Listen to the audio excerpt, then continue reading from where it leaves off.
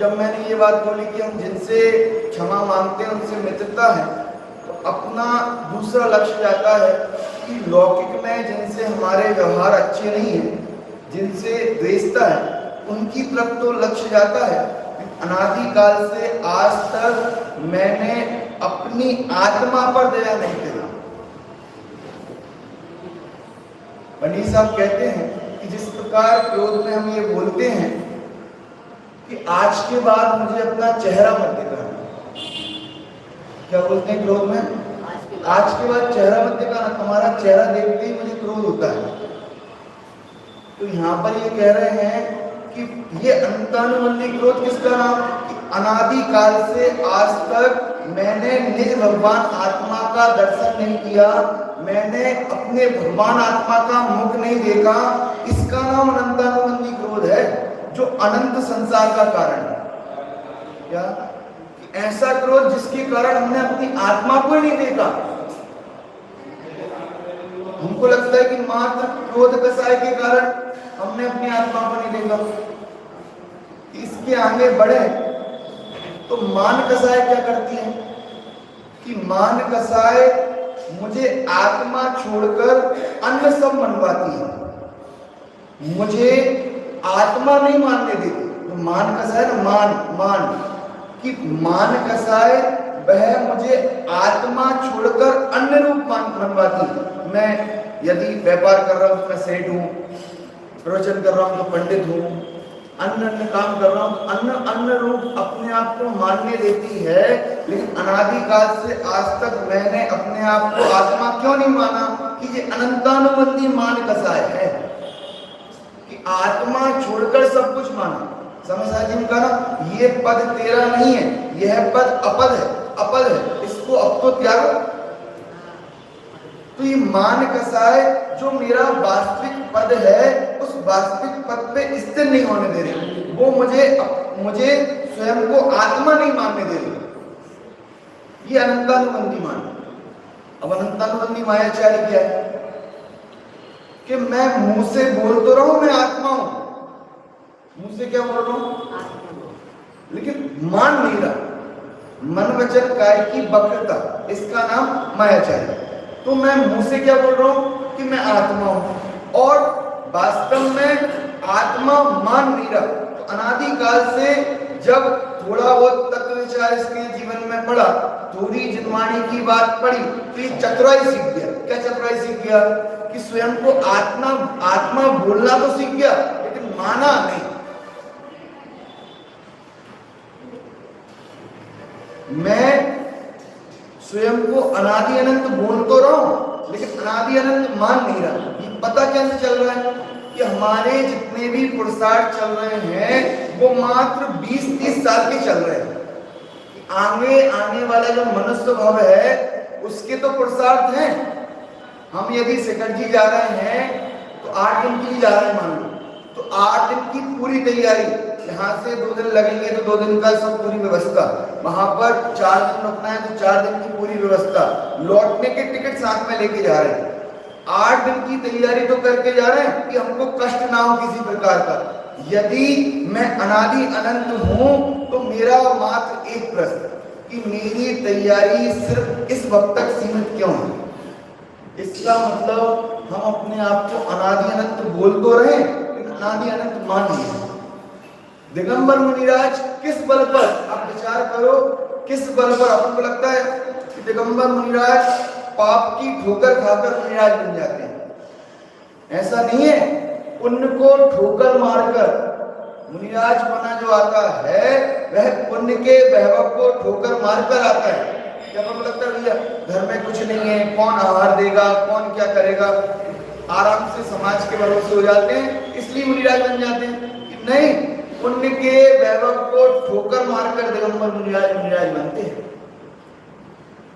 तो हमारी बात ये चल रही है कि क्षमावाणी पर्व जो हम आज मनाना चाह रहे हैं, कि वास्तव में मना पा रहे हैं या नहीं मना पा रहे हैं। तो ये सिद्ध करने की कोशिश चल रही कि मात्र क्रोध का नाम क्षमा भाव नहीं है, क्रोध के अभाव का नाम क्षमा भाव नहीं है।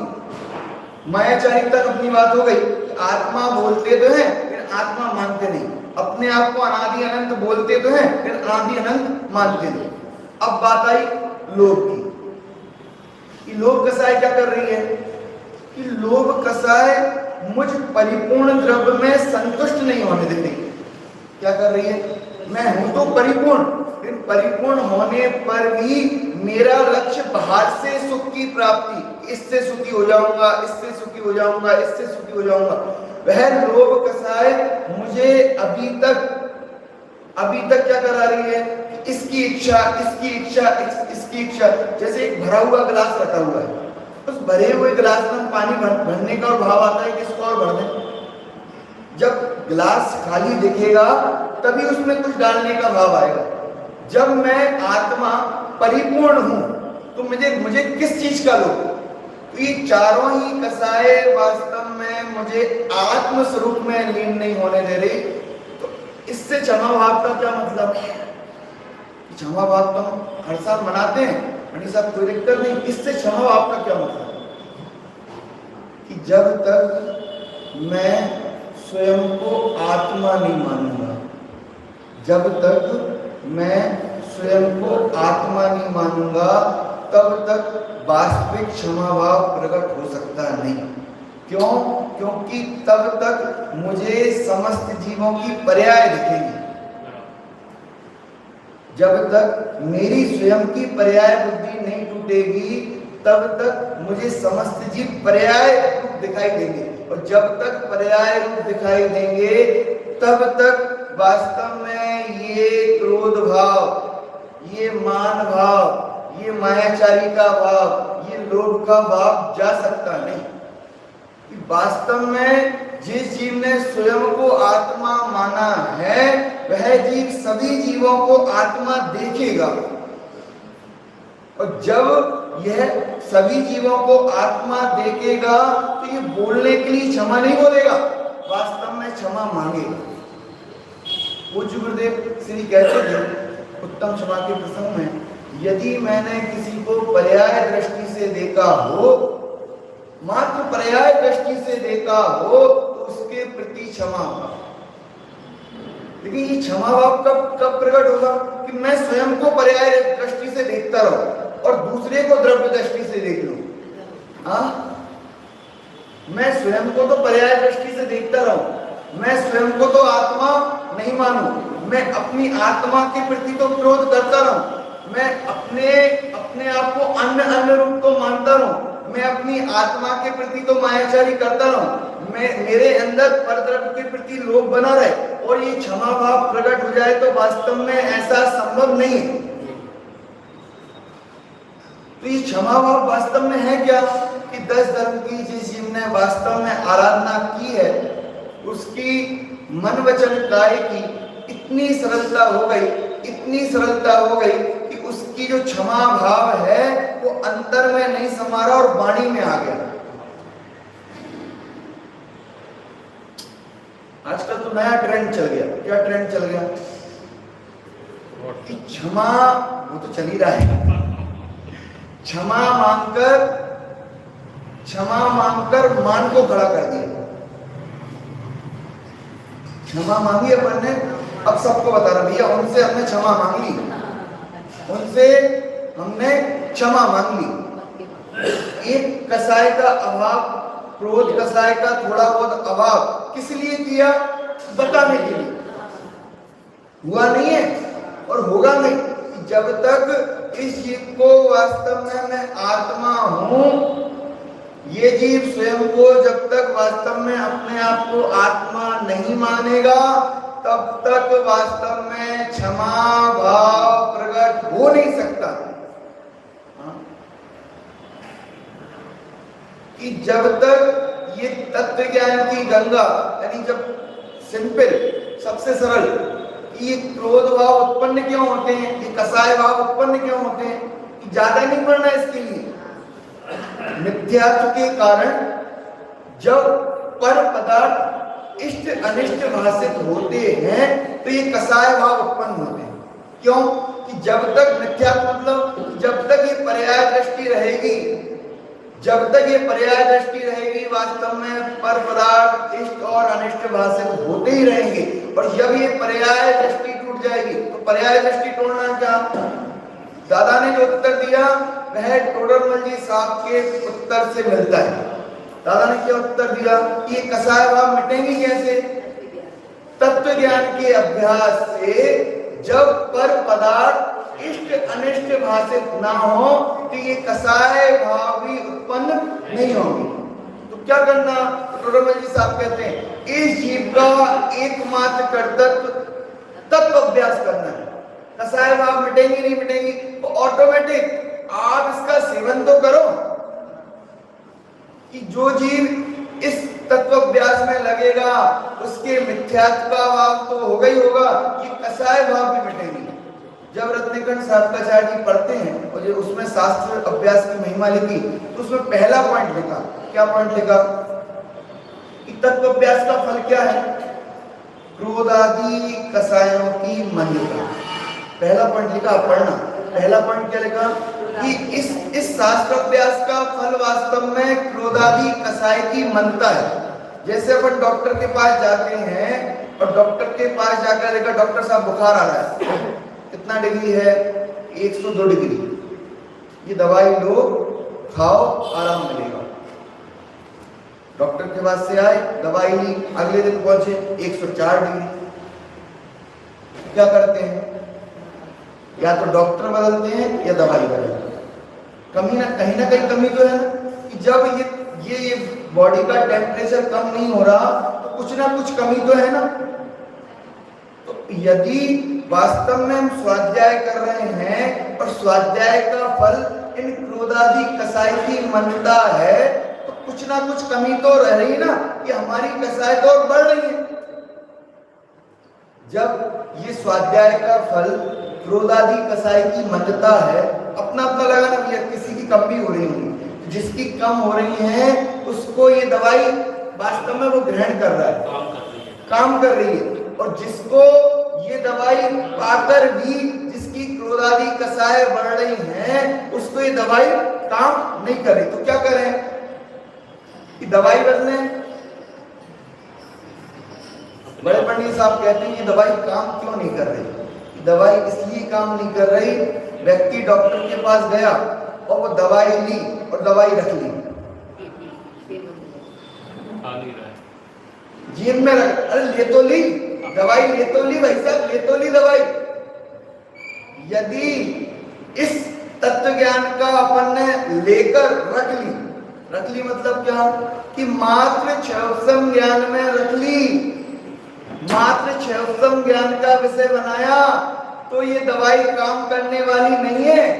ये दवाई काम जब करेगी कि कसाय का प्रसंग बना और उस समय हमने कसाय नहीं करी, कसाय का प्रसंग नहीं बन रहा तब कसाय नहीं कर रहा तो कोई बड़ी बात नहीं, लेकिन कसाय का प्रसंग बन रहा है और उस समय भी यदि वास्तव में हमको कसाय भाव उत्पन्न नहीं हो रहा है तो ये है इस तत्व ज्ञान का फल, इस शास्त्राभ्यास का फल है कसाय आदि क्रोधादि कसायों की मंदता।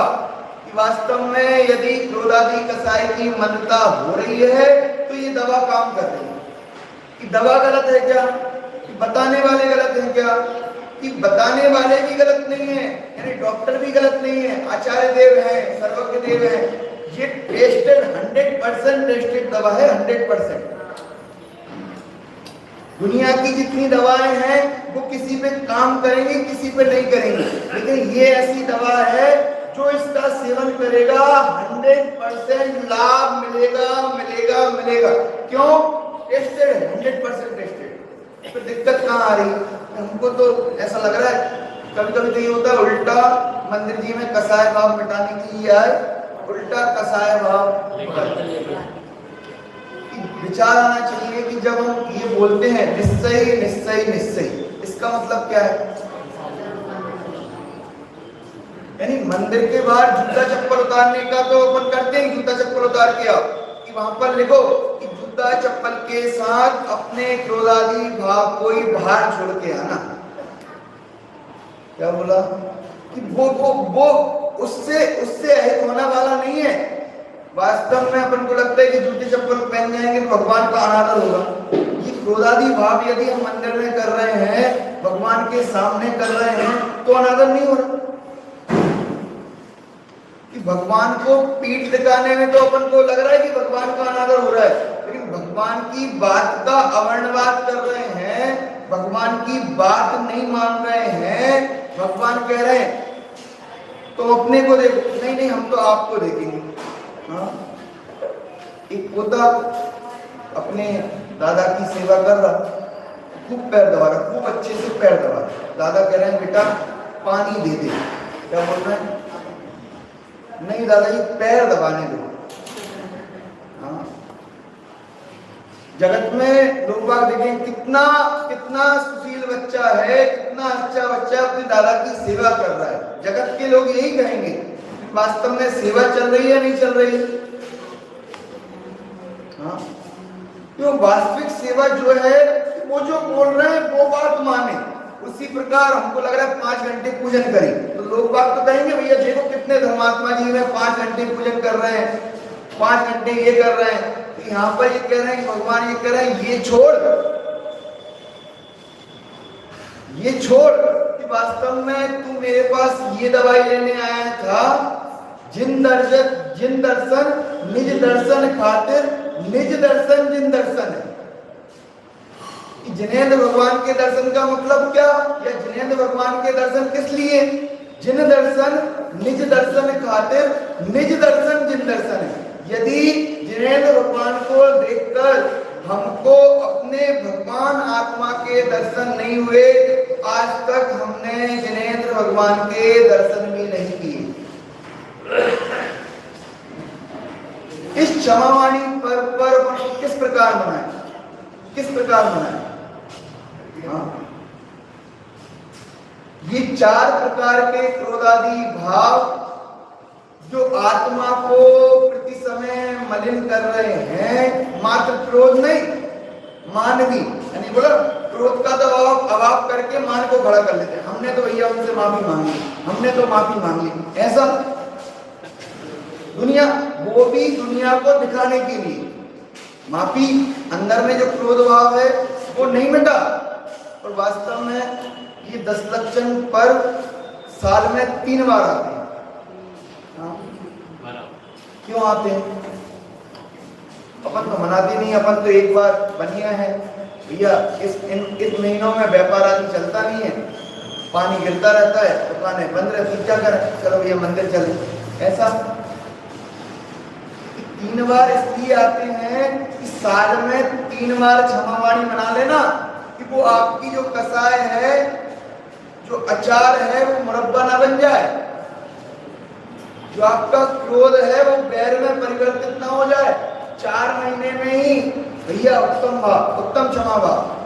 दीक्षा के मामा जी से शांत हो गए, उनकी मुझे एक बात बहुत अच्छी लगती है, मैं लास्ट पॉइंट ले रहा हूँ। वो फोन जैसी उठाते थे, वो जैजनेत नहीं बोलते थे, वो बोलते थे उत्तम क्षमा। नियम से एक ही नियम था, पहले कोई शब्द ही नहीं, पहला शब्द निकलता था उत्तम क्षमा। अब मैं आपसे ये पूछ रहा हूं, किसी ने क्रोध भाव से उनको कॉल किया हो, क्रोध भाव से उनको कॉल किया तो क्या आएगा? अरे भैया ये साल भर के लिए नहीं रखना, कि यदि आपका हृदय जल रहा है, आपको देखो टोटोमल जी साहब ने कहा कि क्रोध से दूसरी का बुरा करने का भाव तो आता है, लेकिन उसका बुरा होना भवितव्याधीन है। लेकिन जो क्रोध कथाएं उत्पन्न हुई है, उससे मेरा बुरा होना गारंटेड है। हाँ? तो कब मिटाना? भैया साल भर में वो क्षमावाणी आएगी, तब जाके इंतजार करेंगे, तब जाके माफी मांग लेंगे। ऐसा साल भर का इंतजार करना क्या? वास्तव में जिस समय आए उसी समय अंदर में ये परिणाम आ जाए कि मैंने जो क्रोध किया उसका निंदा हुआ। निंदा और ग्रह दो चीज होती है। निंदा मतलब क्या? कि उस जो भाव हुआ, जो विपरीत भाव हुआ, उसके प्रति यदि मुझे ग्लानि का भाव आ गया, इसका मतलब उसकी निंदा की, और उसका अपन ने वास्तव में वाणी के माध्यम से उसका अपन ने प्रायश्चित लिया, जिनके प्रति हुआ उनसे माफी मांगी, इसका नाम ग्रह। तो वास्तव में जिसके जीवन में ये क्षमा भाव पाया जाता है वो इंतजार नहीं करता कि भैया क्षमावाणी पर्व आएगा तब जाके हम माफी मांगेंगे। तो सबसे मुख्य बात है कि जिनके प्रति गलती हुई हो उनसे मांगे, जिनके प्रति हुई नहीं उनसे क्या मांगे? हाँ? अपने कर्मचारी से मांगे, जो आपके समीप में 24 घंटे में रहते हैं उनसे मांगे। और सबसे समीप में कौन?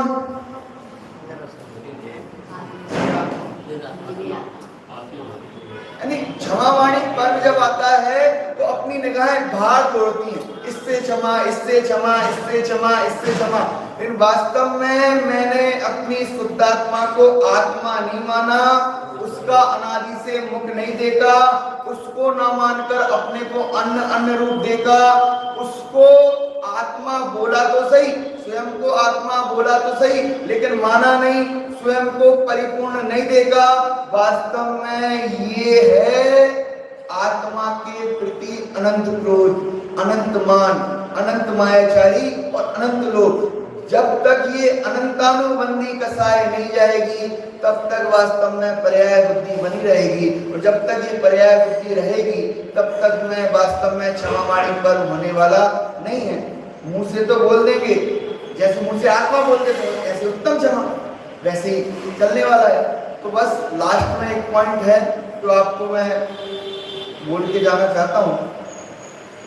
लक्ष्य था शिवपुर में जाने का बड़ा, जिस समय मां गर्भ में था मैं पड़ा, लक्ष्य क्यों अपना भुला कर रह गए, लक्ष्य क्यों अपना भुला कर रह गए, चंद क्षण जीवन की मेरे रह गए।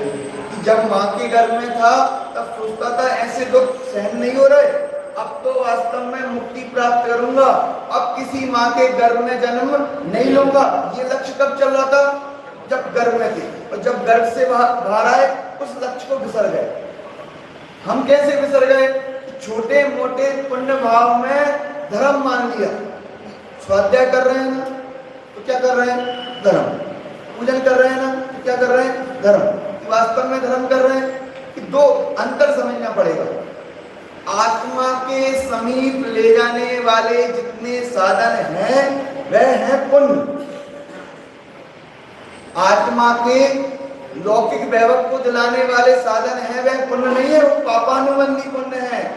आत्म स्वरूप के समीप ले जाने वाले साधन, पूजन, स्वाध्याय, XYZ जो भी पंच महाव्रत सब कुछ वो है पुण्य, और आत्म स्वरूप की प्राप्ति है वह है धर्म। दोनों में अंतर समझना पड़ेगा कि जब तक पुण्य और धर्म में अंतर समझ में नहीं आएगा तो पुण्य को ही धर्म मानकर बैठे रहेंगे। तो अपना लक्ष्य कैसा है कि लक्ष्य तो सिद्धपुर यानी मोक्ष लक्ष्मी को प्राप्त करना है, धर्म की प्राप्ति करना है। तो वास्तव में जिस जीव का लक्ष्य धर्म की प्राप्ति करना है तो धर्म करके धर्म की प्राप्ति होगी। धर्म करके मतलब आत्म स्वरूप की प्राप्ति करके धर्म की प्राप्ति होगी। आत्म स्वरूप की प्राप्ति करके उस मोक्ष रूपी लक्ष्मी की प्राप्ति होगी। इतना अपने जीवन में ध्यान